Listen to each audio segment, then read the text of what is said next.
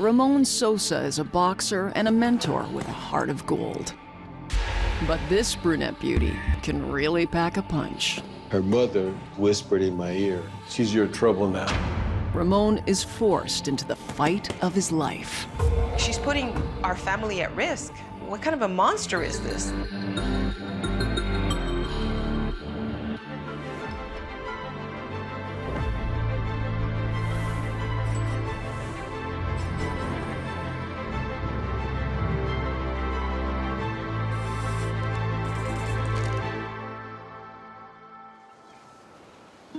I started boxing at about the age of 7 in Puerto Rico, and then finally moved to Texas.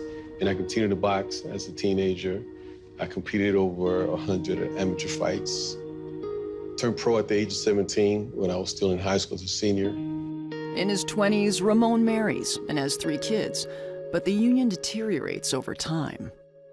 When I first got divorced, I was really, really hurt. I didn't want to get divorced. I loved my kids. I wanted to keep my family together. His children are his life. They're gonna come first, but I think he was ready to enjoy himself. On a beautiful summer evening in 2007, Ramon heads to Mi Luna nightclub. I went out there, the place was packed, and I noticed this beautiful lady on the dance floor. Next thing I know, I see her coming towards me, and she steps on my toe. I just went down in pain. She started telling me, "I'm sorry." I was in Spanish, "I'm sorry, I'm sorry, I'm sorry. I didn't mean to, step on you," all that. And all I could do is look up at her and just say, "Would you dance with me?" Maria Durantes, nicknamed Lulu, tells Ramon that she came from Mexico with her 2 children, Luis and Carla. She cleans houses to support her family. It progressed pretty quick because she started supporting me a lot in boxing. We dated for about a year and a half. And I was beginning to think, this is the right person for me. The day that I asked her to marry me, I went down to one knee, pulled the ring out of my back pocket, and she just started crying and crying. And I asked her to marry me. And of course, she said yes. We got married at the courthouse in Montgomery County. One red flag in hindsight that bothers me was her mother came up to me and gave me a hug and just whispered in my ear, "Now she's your trouble," and walked away. In 2010, Ramon and Lulu open a gym together, Woodlands Boxing and Fitness. Hi, my name is Ramon Sosa. I am Lulu Sosa. Welcome to Woodlands Boxing and Fitness. We bought a big house, 2-story home. We had nice toys, and financially everything was great. And those were the happy times when she saw the money. When it came to spending money on her and her kids, there was never an issue. But when it came to me spending anything on my kids, I don't know what it was that bothered her so much about Mia, that she just hated that every time I brought her into conversation. After our 3rd year of marriage, she applied for her American citizenship. And I remember going to the immigration office and signing a bunch of papers so that she can become an American citizen, her kids, and she even applied for her mother. So they were all becoming American citizens because of me. Now that I think about it, they were probably having issues. And he said, "Let me just take her on a trip to make her happy." Ramon takes Lulu on a vacation to Puerto Rico to show her the island. We having a good time. This particular evening, she was going through the social media and she sees a picture of my daughter, Mia. And she made a comment of, "Look at your daughter looking like a prostitute." I was like, what did she just say? They get into an argument, but to the point where, "I'm gonna call your mother." And she calls my mother, and I grabbed the phone away from her, saying, "No, hang up the phone." I hang up the phone, and what does she do? She runs out of the room. A few minutes later, there's a knock on the door. So security comes up, and ask what's going on. And then I see Lulu outside our door, the room door. I look at her, and I see that she has scratches on her hands and stuff, and I'm like, what happened to you? And I see that look in her face that she's up to something. Regards stayed with me inside the room. He wanted to hear my version of the story. And I never forget him telling me, watch out for that lady. Back in Texas, things go from bad to worse as the fighting continues. I was at home with her son, and we got into a back and forth.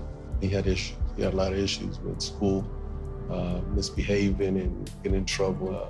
I never put a hand on him, but I got very, very close to him and it was on his face, and he just broke down, started crying, and went upstairs to his room.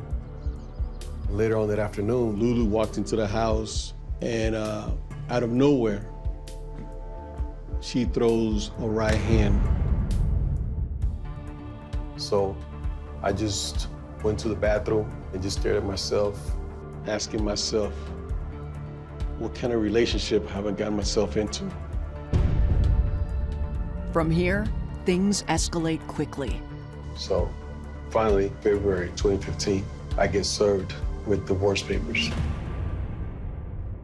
Just when Ramon hits his lowest point, he reconnects with an old friend from the gym.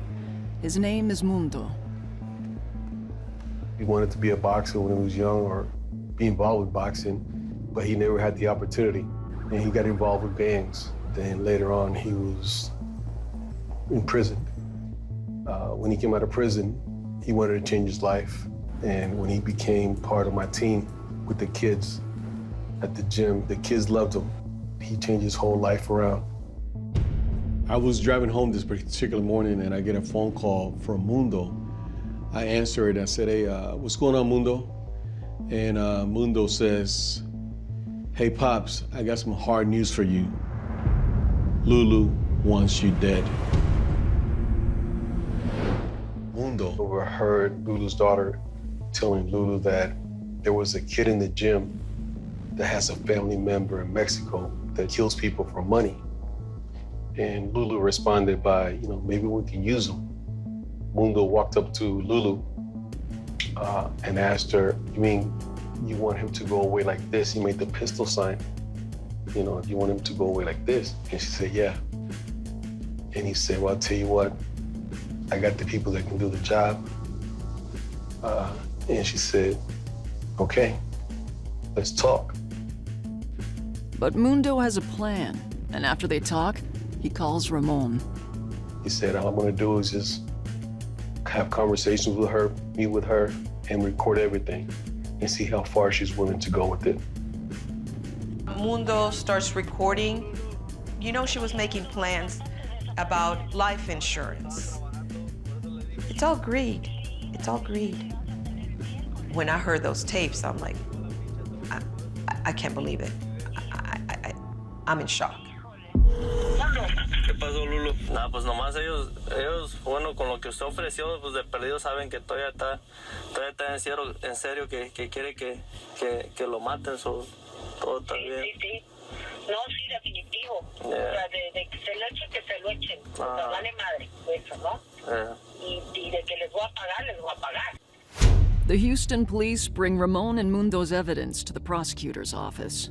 Anything that Ramon or Mundo brought us, a jury or a judge is going to look at it with an eye of suspicion because it's not coming from law enforcement. It's coming from the person who's actually involved in the case, who has every reason to be lying or who has every reason to set Lulu up. Prosecutor Blackburn decides to reach out to the FBI. And they assign an FBI agent to work on the case with us until we can actually have Mundo introduce our hitman to Lulu and see what she does. We really don't know what we have at this point. Once that did happen, it was a very quick meeting in the parking lot of an academy. Mundo gets out and goes and speaks with Lulu. Everything's being recorded. Everything's being videotaped. He asked her straight out, do you want us to just beat him up? Do you want us just to scare him? Because we can do that. Her automatic response was, no, he's making my life miserable. Once we heard that, we knew that we were dealing with someone who really wanted her husband dead. Well, what makes this a solicitation of capital murder versus a solicitation of just murder is that you're willing to pay someone to kill Ramon. In this case, the CI asked what she had. She was able to give us watches, keychains, a diamond-studded boxing glove of Ramon's. She offered to let us have Ramon's truck after we killed him. Prosecutors tell Ramon that they need him to do one more thing to secure their case. Depending on who your victim is and who your target is, you can stage their murder. I always want to try to put a photo that's a staged photo of their loved one in front of them to see what the reaction is. Reluctantly, Ramon Sosa agrees to stage his own death. When they put me inside of the grave, they told me to put my hands behind my back, close my eyes, you know, put my head at an angle where they can take pictures. And they even threw dirt on top of my head. I thought that was demeaning too, you know, but that's what they had to do to look as real as possible. 2 weeks after first meeting, the undercover agent again meets up with Lulu, this time to provide proof of Ramon's death and record her reactions. We pull up, she jumps into his car, she's not scared, she's not upset, and he tells her that they were able to do it successfully. She asked him specifically, did he fight back? Was it painful? Was he scared? So they talk a little bit about the murder itself, and then he shows her the picture on his cell phone, and she starts smiling. That afternoon, detectives go into the boxing gym. They were investigating a missing persons report, and if she had any information about where he might be, just to see what her reaction would be and how she would act. Mr. Sosa hasn't been in court today? That's what they told me. I received a call today from Byron, and that's his friend. His friend at work? At work. Okay. When's the last time you saw Mr. Sosa? She now knows that she's standing in front of 2 detectives. They're questioning her about her husband's disappearance. That's the first time you see her getting rattled, getting nervous, shuffling through papers. Wednesday 15th, the last day. That's the last time you saw him? That's the last time I saw him. She's still playing the part. Okay, Miss Sosa, stand up, please. You're under arrest. The next ordeal for the Sosa family is facing Lulu in court. So after the defense came and was able to review all of the evidence against her, they came asking for an offer, and we were eventually able to agree to allow her to plead to solicitation of murder and receive a sentence of 20 years in prison. She never looked at me once. In all the hearings that I went to, she never looked at me once. Her last hearing when she was sentenced, the judge let me speak. And I remember saying to the people that were there, you know, nobody in here is perfect. We have all made mistakes. And I told Lulu, I forgive you. I told her, I forgive you. Once I forgave her, I was able to walk out of that courtroom in peace. I am wonderfully in love with someone now. I'm engaged. Life is great for me now.